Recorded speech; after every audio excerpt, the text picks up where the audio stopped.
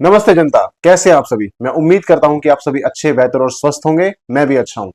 तो decision making series के अब तक के पार्ट्स में हमने जाना कि आपके जो कॉग्निटिव बायसेस होते हैं आप उनसे कैसे बच सकते हैं। आपके सामने जो इमोशनल प्रॉब्लम्स आती हैं आप उनसे कैसे बच सकते हैं। गट फीलिंग पर आप कब भरोसा कर सकते हैं, कब नहीं कर सकते हैं। उन पार्ट्स के लिए मैं यहाँ पर प्लेलिस्ट डाल दे रहा हूँ। उस प्लेलिस्ट में जाओ, सभी पार्ट्स को देखो ताकि आप इस वीडियो और इस पार्ट का कंटेक्ट समझ सको। ठीक है। तो इतने पार्ट्स क्लियर होने के बाद हमें ये तो समझ में आ गया कि भाई कैसे हम इमोशनल डैमेजेस से बच सकते हैं, कैसे हम गट फीलिंग को समझ सकते हैं, कैसे हम कॉग्निटिव बाइसेस को ध्यान में रखते हुए डिसीजन को ले सकते हैं।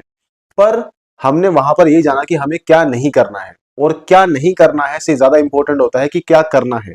क्योंकि जब आपके सामने चॉइस आती है, आपके सामने टाइम आता है, जब आपको एक डिसीजन लेना होता है, तो आपको चाहिए होता है एक स्ट्रक्चर। वहां पर आप ये नहीं बोल सकते कि मुझे ये नहीं करना है। वहां पर आपको सोचना होता है कि मुझे अब क्या करना है, और for that you need a structure. और उसी के लिए आज के पार्ट में मैं आपके लिए लेके आया हूं 7 स्टेप स्ट्रेटेजिक फ्रेमवर्क। और ये फ्रेमवर्क तुम्हें हेल्प करेगा हमेशा जब भी तुम्हें कोई डिसीजन लेना होगा अपनी लाइफ के अंदर। ये फ्रेमवर्क तुम्हें बताएगा कि कैसे तुम्हें स्टेप बाय स्टेप चीजों का ध्यान रखते हुए और एक डिसीजन को स्टेप से गुजारते हुए कैसे तुम्हें एक अच्छा डिसीजन लेना है।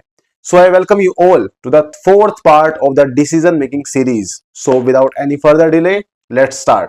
तो सबसे पहले इस वीडियो में मैं 7 स्टेप्स के बारे में बताने वाला हूं, पर सबसे जो पहला जो इंपॉर्टेंट स्टेप है जो इसमें मैंने ऐड नहीं किया था, पहले मैं तुम्हें वो बताता हूं। वो स्टेप है एक्सेप्टेंस ऑफ द प्रॉब्लम या एक्सेप्टेंस ऑफ द सिचुएशन। कि तुम्हें पता हो कि तुम्हारे सामने क्या दिक्कत है, तुम्हारी सिचुएशन कैसे, सबसे पहले उसे एक्सेप्ट करना जरूरी है। क्योंकि जब तक तुम किसी एक सिचुएशन को, किसी प्रॉब्लम को एक्सेप्ट नहीं करते हो कि हाँ ये मेरे सामने सिचुएशन है, तब तक तुम उसे कितना भी सोच लो उसके बारे में, तुम उसे सोल्व नहीं कर पाओगे, तुम उस सिचुएशन के पार नहीं जा पाओगे।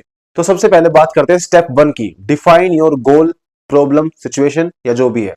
तुम्हें सबसे पहले अपने दिमाग के अंदर अपने गोल को या अपनी प्रॉब्लम को या अपने डिसीजन को डिफाइन करना है कि ये क्यों है, इससे मेरे ऊपर क्या फर्क पड़ रहा है, मुझे ये गोल क्यों अचीव करना है, मुझे ये प्रॉब्लम क्यों सॉल्व करनी है, मेरी सिचुएशन अगर ऐसी है तो मुझे इसके पार क्यों जाना है या इसमें क्यों रहना है। ये सबसे पहले तुम्हें डिफाइन करना होगा, क्योंकि जब तक तुम ये नहीं करोगे तब तक तुम नेक्स्ट स्टेप पे नहीं जा पाओगे। Step number 2, gather the information. जो भी तुम्हारा गोल है, जो भी तुम्हारी प्रॉब्लम है, उससे रिलेटेड इंफॉर्मेशन इकट्ठी करो।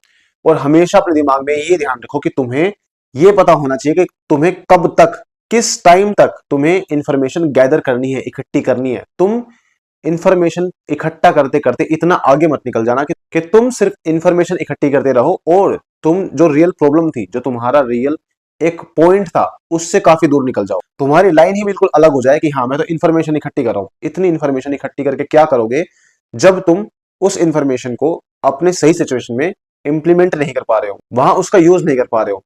तो तुम्हें ये ध्यान रखना है कि जब तुम इंफॉर्मेशन इकट्ठी करो तो जो उस फील्ड के, जो उस प्रॉब्लम को सोल्व कर चुके हैं पहले, जो उस गोल को अचीव कर चुके हैं लोग, उनकी बात सुनो। ठीक है। या फिर जो फैक्चुअल डेटा है उसे इकट्ठा करो ताकि तुम्हें सही डेटा मिले अपनी प्रॉब्लम को सोल्व करने के लिए, अपने गोल को अचीव करने के लिए। स्टेप नंबर 3, ब्रेनस्टॉर्मिंग अल्टरनेटिव्स, यानी अपने सामने सिचुएशंस लिखो, अपने सामने ऑप्शंस लिखो कि तुम्हें ये प्रॉब्लम क्यों सोल्व करनी है। और जो भी तुम्हारे दिमाग में आए वो पॉइंट लिखो वहां पे।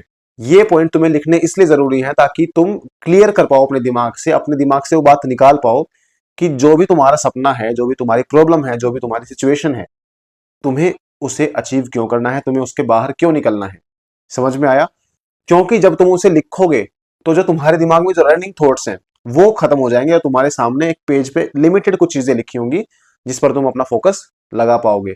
क्योंकि ये फोकस लगाना जरूरी है, क्योंकि जब तक तुम यहां पर नहीं लिखोगे चीजों को, तब तक तुम अपने दिमाग में ही अटके रहोगे और कंटिन्यूअस इस लूप में फंसे रहोगे। समझ में आया।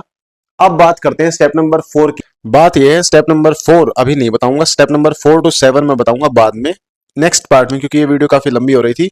और अगर तुम्हें वो वीडियो देखनी है तो पहले इस वीडियो को पूरा देखो और फिर मुझे बताओ कि तुम्हें ये वीडियो कैसी लगी। समझ में आया। तो मिलते हैं इस 4th पार्ट के 2nd पार्ट में जल्दी ही अगले दिन। तो thank you so much for watching this video. Please subscribe, share and like the video. Tata.